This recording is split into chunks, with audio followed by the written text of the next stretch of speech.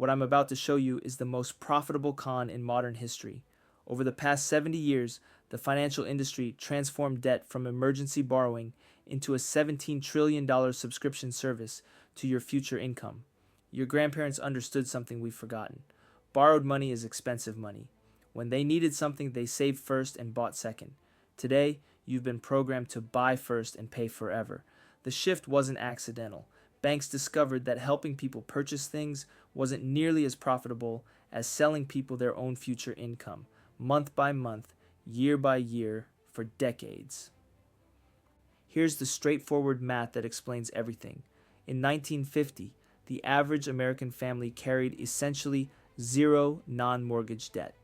By 2023, that number reached $103,158 per household. This transformation happened through three distinct phases, each more profitable than the last. Understanding these phases reveals exactly how debt became the product you can't stop buying. Let me take you back to the exact moment everything changed. In 1950, Frank McNamara sat in a New York restaurant, staring at his dinner bill with growing embarrassment. He had forgotten his wallet. After calling his wife to bring cash, McNamara had an idea. What if you could pay for dinner with a card that billed you later? That embarrassing moment created Diners Club, the first credit card, but McNamara had no idea he had just invented the subscription model for human purchasing power. The early cards were simple. You charged purchases, got billed monthly, and paid the full balance. No interest, just a small convenience fee. But banks quickly realized they were looking at a gold mine. Why make money once when you could make money every single month? Bank of America perfected the formula in 1958 with a radical experiment. They printed 60,000 credit cards and mailed them unsolicited to residents of Fresno, California. No applications, no credit checks, just plastic cards showing up in mailboxes. Most people had never seen a credit card. Many threw them away, thinking it was junk mail. But 20% of recipients used the cards, proving a crucial principle that would reshape American society. People would pay 18% annual interest to buy things they couldn't afford today. The psychology was brilliant. Instead of calling it expensive borrowing, banks called it convenience and building your credit history. The monthly payment structure disguised the true cost. A $1,000 purchase became just $25 a month, without mentioning it would take 27 years to pay off, making minimum payments, costing an additional $1,500 in interest. Think about what this really meant. For the first time in American history, ordinary purchases like clothing, meals, and entertainment were being financed like major investments. Your grandparents would have been shocked to learn that people were paying interest to buy groceries or go to movies. By 1970, revolving credit had become normal for middle-class families. The average household went from owning 0 credit cards to carrying 3. Banks had successfully transformed occasional borrowing into permanent monthly payment obligations, but credit cards were just the beginning. Banks realized they could apply this model to every major purchase in American life. Why let people save for cars when you could finance them? Why require large down payments on houses when you could offer easier mortgages? Every life necessity became an opportunity to create monthly payment streams. The language transformation was crucial to this success. Banks stopped calling it debt and started calling it credit, financing, and investing in your future. Marketing departments worked overtime to make borrowing feel responsible and smart. Having credit became a sign of financial sophistication rather than financial dependency. Everything changed in 1978 with a Supreme Court case most Americans have never heard of, Marquette National Bank versus First of Omaha Service Corp. This decision allowed banks to export their home state's interest rate laws to customers anywhere in the country. Within months, major banks were relocating their credit card operations to Delaware and South Dakota, states that had conveniently eliminated usury laws that capped interest rates. Suddenly, banks could charge whatever interest rates they wanted, and it was completely legal. Then came the Depository Institutions Deregulation Act of 1980, which removed federal interest rate ceilings on most consumer loans.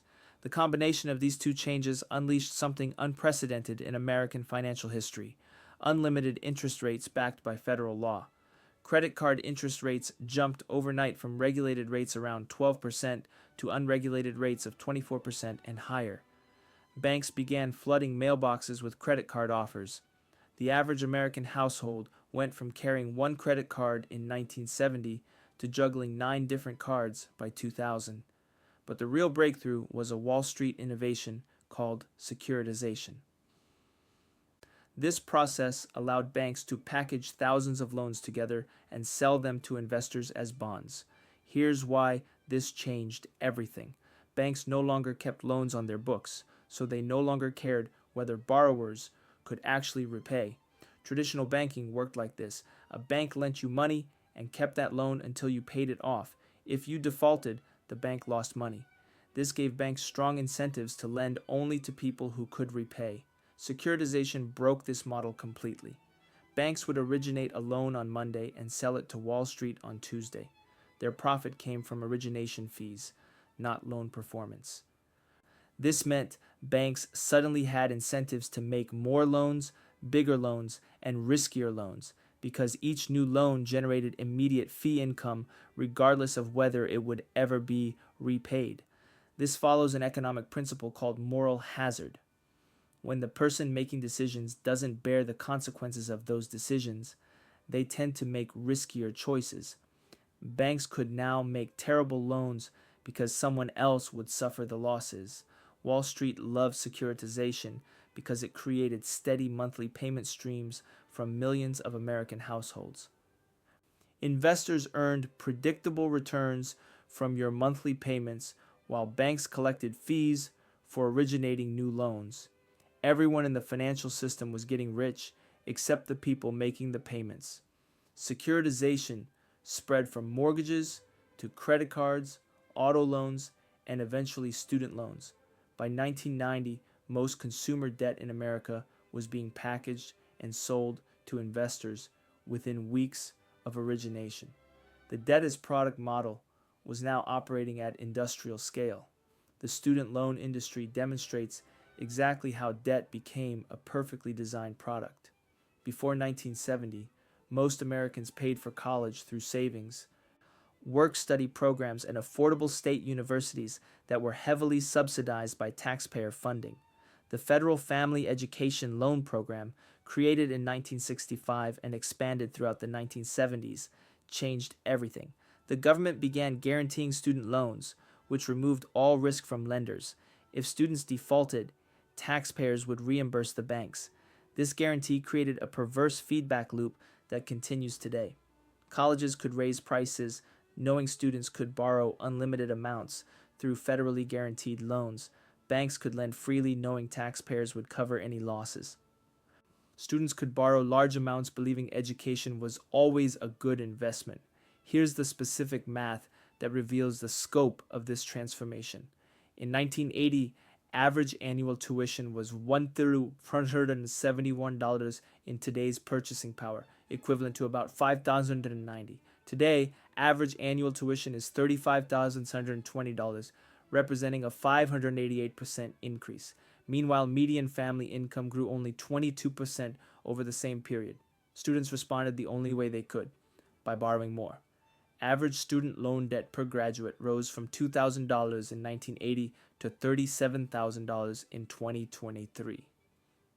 But these numbers actually understate the problem because they don't include students who dropped out with debt but no degree. The student loan industry added one feature that made it the perfect financial product. Unlike every other form of debt in America, student loans cannot be discharged in bankruptcy. You can lose your house, your car, and your business in bankruptcy court, but student loan payments continue forever until paid in full. This creates what economists call a captive market. No matter what happens in your financial life, student loan payments continue. Lose your job, payments continue. Get divorced, payments continue. Become disabled, payments usually continue. This makes student loans incredibly valuable to investors because the payment stream is essentially guaranteed by law. The psychological manipulation was sophisticated. Instead of calling them loans, schools and lenders called them financial aid and investing in your future. Students were told that college graduates earned $1 million more over their lifetimes, without mentioning that this statistic compared college graduates to high school dropouts, not to people who worked for 4 years instead of attending college. Today, total student loan debt exceeds $1.7 trillion, larger than the entire economy of Canada. The average borrower will make payments for 21 years. Many borrowers enrolled in income-driven repayment plans will make payments for 25 years and still owe more than they originally borrowed due to capitalized interest. The mortgage industry transformation shows how debt conquered Americans' most basic need: shelter. Traditional mortgages were conservative instruments that required 20% down payments and proof of steady income sufficient to handle payments. Banks kept these loans on their balance sheets for 30 years, so they cared deeply about borrowers' ability to repay. Securitization changed mortgages just like it changed everything else. Banks could originate mortgages and sell them to Wall Street within days, eliminating their risk and creating incentives to make as many loans as possible, regardless of quality. This spawned an entire industry of exotic mortgage products designed to get more people borrowing larger amounts: adjustable rate mortgages with low teaser rates, interest-only mortgages, ninja loans that required no proof of income or assets, and even 125% loan-to-value mortgages that lent more than the house was worth. The marketing was seductive and played on deep American beliefs about home ownership. Home prices always go up, lenders claimed, so borrowing against your house is actually smart investing. This turned primary residences into leveraged financial instruments rather than places to live. Home equity loans and lines of credit transformed houses into ATMs. Americans withdrew over $1.2 trillion in home equity between 2001 and 2007 to fund consumption, essentially borrowing against their own shelter to buy cars, vacations, and consumer goods. The 2008 financial crisis revealed what happens when an entire economy becomes dependent on continuously rising debt levels. When housing prices fell just 20% nationally, the entire financial system nearly collapsed because so many institutions depended on mortgage payments from overextended borrowers. But here's the crucial lesson that most people missed. Instead of abandoning the debt as product model after 2008, America doubled down on it. The Federal Reserve dropped interest rates to near zero, making debt cheaper than it had ever been in American history. Total household debt, which briefly declined after the crisis, surged to new records by 2019. Current American household debt totals $17.3 trillion, broken down as follows: mortgages, $12.1 trillion auto loans, $1.6 trillion credit cards, $1.1 trillion student loans, $1.7 trillion other consumer debt, $0.8 trillion. These numbers represent more than statistics. They represent the monthly payment obligations of 130 million American households. Debt service now consumes 9.69% of disposable income, meaning more than $1 in every 10 earned goes just to service existing debt before buying anything new. The average American now dies carrying $62,000 in debt, according to credit reporting agencies. This means many people will make debt payments literally until the day they die, never achieving the financial freedom their grandparents considered normal. But the system's true genius appears in how it handles financial problems. Every solution offered by the financial industry creates more debt, not less debt. This ensures that temporary financial difficulties become permanent revenue streams for creditors. Struggling with credit card debt? Balance transfer cards offer promotional low rates but require opening new credit lines. Studies show the average person adds 30% more debt within 2 years of consolidating credit cards. Can't afford mortgage payments? Refinancing extends the loan term, reducing monthly payments but increasing total interest paid by $50,000 to $100,000 over the life of the loan. Many homeowners refinance multiple times essentially renting their homes from banks forever. Student loan payments too high? Income-driven repayment plans can reduce monthly payments to as little as zero, but interest continues accumulating. Many borrowers in these programs will pay for 25 years and still owe more than they originally borrowed. Need a car but have poor credit? Subprime auto loans now extend to 84 months at interest rates exceeding 12%, turning depreciating assets into 8-year payment obligations that often outlast the vehicle's useful life. This follows what economists call debt trap dynamics. When the cost of servicing debt prevents you from reducing the principal balance, you become trapped in permanent payment cycles that benefit creditors at your expense. This debt transformation follows historical patterns that repeat across civilizations. Rome's emperors debased their silver currency from 98% silver content to just 5% silver over 200 years to fund military expansion and public spending. Citizens initially accepted debased coins at face value, but eventually recognized the debasement and the monetary system collapsed. America's debt system works similarly, except the debasement is time-based rather than metal-based. A dollar borrowed today will be repaid with future dollars that have lost purchasing power to inflation, while creditors collect interest on the difference. Your future labor becomes the collateral for present consumption. This connects to Gresham's law, which states that bad money drives good money out of circulation. In America's debt system, borrowed money has driven saved money out of circulation. Why save at 0.5% interest when everything can be financed? The result is a society that has forgotten how to delay gratification or accumulate wealth through patience. Let's calculate the real lifetime cost with specific examples. Here's the financial trajectory of a typical American. Student loans, $37,000 at 6% interest over 20 years equals $66,000 total paid auto loans. $35,000 every 7 years for 6 cars over a lifetime. At 8% interest equals $280,000 total paid credit cards. $8,000 average balance at 24%. APR making minimum payments equals $192,000 paid over 30 years. Mortgage, $300,000 at 7% interest over 30 years equals $719,000 total paid. Total lifetime payments, $1,257,000. Total principal borrowed, $717,000 interest paid to financial institutions, $540,000. This means the average American pays 75% more than the actual cost of goods and services consumed purely in interest payments to financial institutions. Over a working lifetime, this represents roughly 15 years of labor performed solely to service debt. Compare this to the alternative. A 25-year-old who saves $500 monthly at 7% annual return will accumulate $1.37 million by age 65. The same person making $500 monthly debt payments for 40 years will transfer $240,000 to creditors and have zero accumulated wealth. The mathematics are unforgiving. Compound interest works exponentially in both directions. When you're paying it, it destroys wealth. When you're earning it, it creates wealth. The debt as product system ensures most Americans spend their lives on the wrong side of this equation. The debt system persists because of network effects that make individual escape difficult.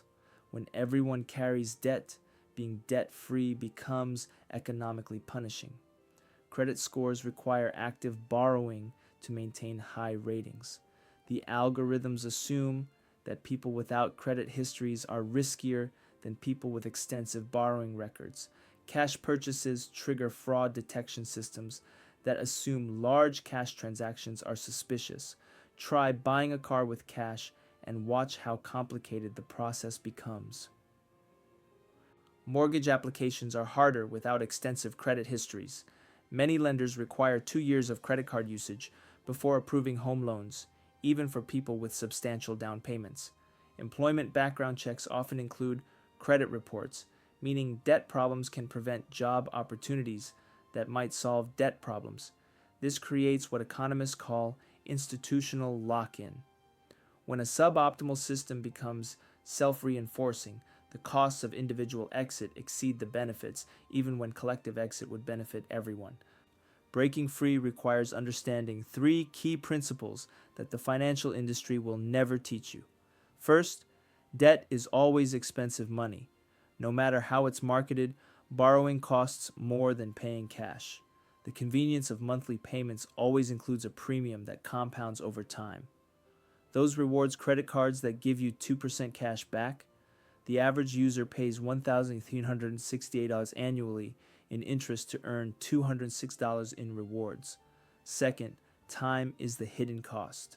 Every debt payment extends your working years. That $500 monthly payment represents approximately 1.5 months of work annually for the median American worker. This is labor performed solely to service past consumption, not to build future wealth. Third, compound interest works both ways.